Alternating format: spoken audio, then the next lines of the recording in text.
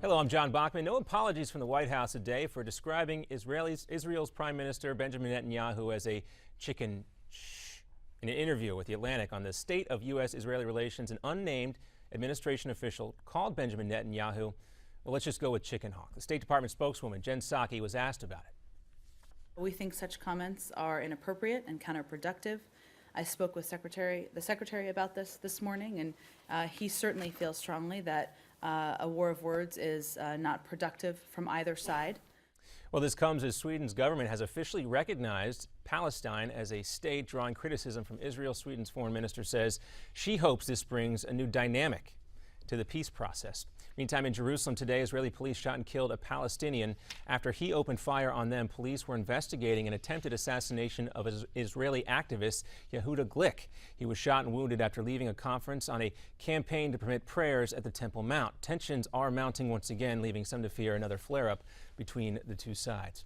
An FBI sting to bust an illegal gambling operation in Vegas could be in trouble. Agents posed as internet repairmen to get into a suite at Caesar's Palace to gather evidence over the summer. Now the suspects have filed court papers saying the FBI's operation was illegal because they saw it, or the FBI was the one who cut the internet in the first place in order to get into that room.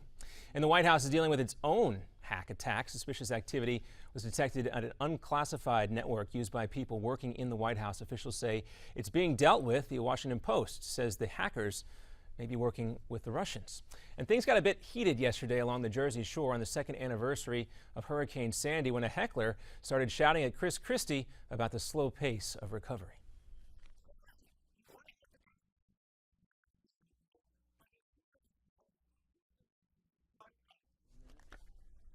Vintage Christie for you there. 2 years after Hurricane Sandy, people up and down the Jersey Shore are still trying to get help from the government and insurance companies to rebuild their homes. So a lot of frustration there. Christie's going to be a busy guy over the next few days.